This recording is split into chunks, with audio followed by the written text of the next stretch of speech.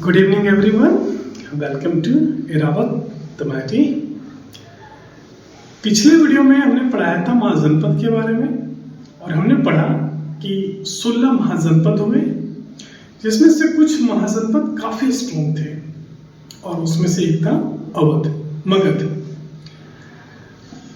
आज का जो टॉपिक है वो मौर्य साम्राज्य के बारे में है, जिसका कालखंड 322 ईसा पूर्व से लेके 150 ईसा पूर्व के आसपास का है। और ये मौर्य साम्राज्य मगध साम्राज्य में ही पनपा हुआ है। भारत, ऐसा मानते हैं कुछ इतिहासकार, कि भारत का पहला समृद्ध साम्राज्य था ये। मौर्य साम्राज्य का नाम मौर्य साम्राज्य क्यों पड़ा, ये बहुत ही इंटरेस्टिंग सी स्टोरी है। एक्चुअली मौर्य साम्राज्य के जो प्रथम शासक थे चंद्रगुप्त मौर्य, उनकी मां का नाम था मूरी, और मूरी को संस्कृत में मौर्य कहा जाता है। वैसे मौर्य साम्राज्य में मुख्यतः 3 ऐसे शासक हुए जो एग्जाम पॉइंट ऑफ व्यू से काफी इंपॉर्टेंट है। पहला चंद्रगुप्त मौर्य, दूसरा बिंदुसार और तीसरा सम्राट अशोक। तो चंद्रगुप्त मौर्य, अभी हम लोग चंद्रगुप्त मौर्य के बारे में बात करेंगे। चंद्रगुप्त मौर्य जो है वो, उनके जो गुरु थे वो चाणक्य थे, एकदम मास्टरमाइंड, दिग्गज। चंद्रगुप्त मौर्य को तैयार करते टाइम वो अपने हर विद्या का उपयोग किए, और नंद वंश, मौर्य साम्राज्य से पहले नंद वंश था। नंद वंश के जो अंतिम शासक थे धनानंद, वो काफी क्रूर और काफी अत्याचारी थे। एक दिन चाणक्य भी उसके दरबारी थे। चाणक्य ने एक बार उनको बोला कि धनानंद, ये जो तुम कर रहे हो ये बहुत गलत है। धनानंद का ईगो हर्ट हो गया। अच्छा, वो क्या बोलते हैं, अतामारी सटकली वाला हाल हो गया। धनानंद ने बोला कि इस ब्राह्मण को चूटा पकड़ के बाहर कर दिया जाए। ये भी कम नहीं था चाणक्य, इनको आया गुस्सा, और इन्होंने एक दावा कर ये बोला कि धनानंद, आने वाले समय में हम तुम्हारे साम्राज्य को बर्बाद कर देंगे।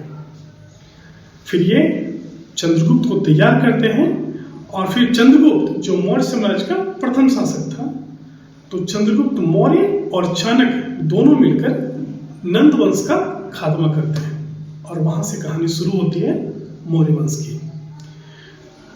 अब हम लोग पढ़ेंगे मौर्य वंश की उपलब्धियां, उसके राजस्व व्यवस्था, उसके सैन्य व्यवस्था, उसके मतलब प्रजा के प्रति जो दृष्टिकोण था, वो सारी चीजें पढ़ेंगे। अभी फिलहाल हम लोग पीटी पॉइंट ऑफ व्यू से पढ़ेंगे, फिर आने वाले टाइम में, आने वाले वीडियोस में हम लोग मेंस के पॉइंट ऑफ व्यू से भी पढ़ेंगे। तो चलिए शुरुआत करते हैं मौर्य साम्राज्य के बारे में। तो एक बात आता है कि मौर्य साम्राज्य में एक बात होती है कि सिर्फ हम लोग आज के डेट में बहुत सारी जानकारी हमें दादी नानी किसी भी कहावतें से मिलती है, पर ये जो लगभग 100 साल 200 साल की घटनाएं हैं वो पता चल जाती है। पर कुछ चीजें जो 500 साल 1000 साल पहले जो घटनाएं हुई, उनके साहित्यिक स्रोत से, खुदाई से, इन चीजों से प्राप्त होती है। तो मौर्य साम्राज्य का जानकारी जो है हमें इन साहित्यों से मिलता है, जिसमें से ध्यान दीजिएगा, ये एग्जाम पॉइंट ऑफ व्यू से काफी इंपॉर्टेंट है। ब्राह्मण साहित्य से, पुराण से मिलती है,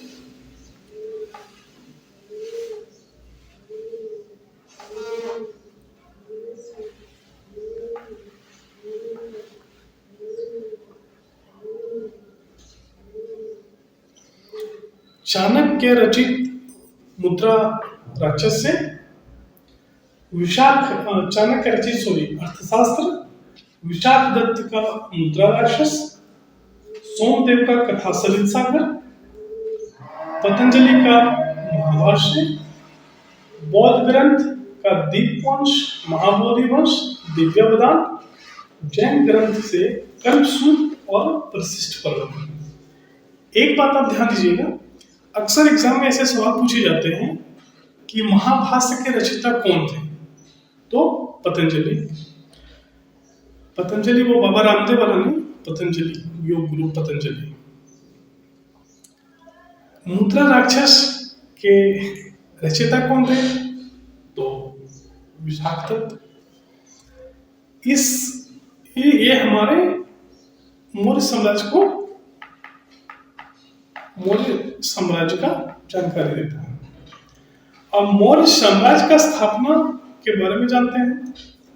तो जैसा हम बताएं कि नंद वंश की अभी स्टोरी बताएं कि नंद वंश के आखिरी शासक जो थे धनानंद, उनको पराजित करके मौर्य साम्राज्य का उदय हुआ। और पहले जो शासक थे चंद्रगुप्त मौर्य थे। चंद्रगुप्त मौर्य। अब एक बात आता है, बहुत ही इसे एग्जाम पॉइंट ऑफ व्यू से इंपॉर्टेंट तो नहीं, पर हाँ नहीं है, थोड़ा टसन दिखाने के लिए कि अच्छा बताइए मौर्य साम्राज्य का नाम मौर्य साम्राज्य क्यों पड़ा?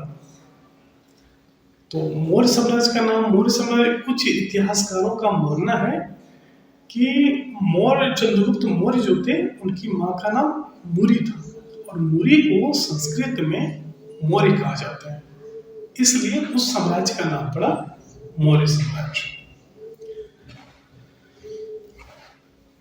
अब जो अक्सर एग्जाम में पूछे जाते हैं कि चंद्रगुप्त मौर्य है वो किस यूनानी शासक को युद्ध में हराया था? तो वो थे सेल्यूकस निकेटर। सेल्यूकस निकेटर को हराने के बाद बदले में उन्होंने 500 हाथी और ये बलूचिस्तान, कंधार और ये वाला जो अफगानिस्तान वाला एरिया है वो सारा किसको दे दिया? चंद्रगुप्त मौर्य को दे दिया।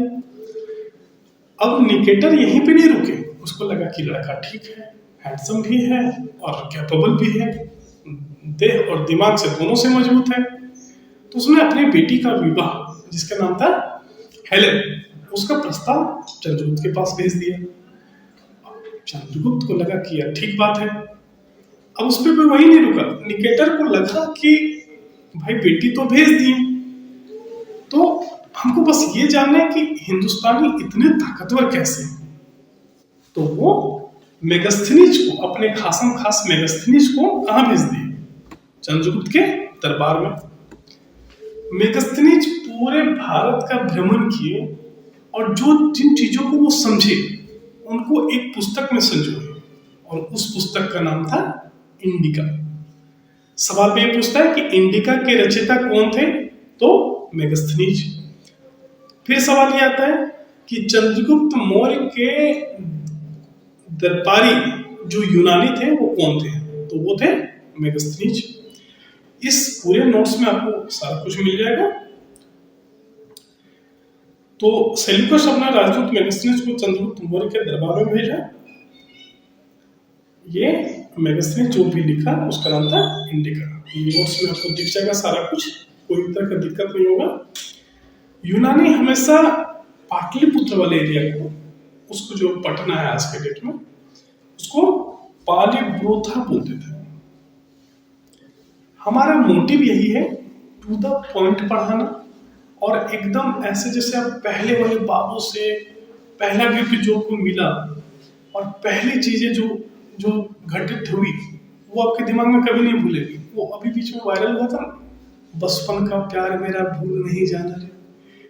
वो बचपन का प्यार कोई नहीं भूलता। ये मेरा इरावत फैमिली का ये टारगेट है कि आपको हर सब्जेक्ट बचपन पे की प्यार कितना याद करा दे, और उसमें से हिस्ट्री तो जरूर। अंत समय में चंद्रगुप्त मौर्य जो थे वो चले गए कहाँ? कर्नाटका के श्रवणबेलगोला। वहां जाके वो एक जैन मुनि हुए, उनके संपर्क में आके उन्होंने जैन धर्म को अपनाया।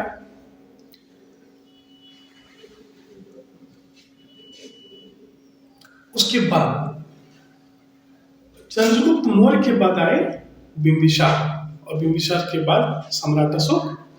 अगले वीडियो में हम लोग बिंबिसार, सम्राट अशोक के बारे में पढ़ेंगे। अभी आज का जो इस टॉपिक पे जो सवाल है वो सवाल ये है, चलिए इसको सॉल्व कीजिए।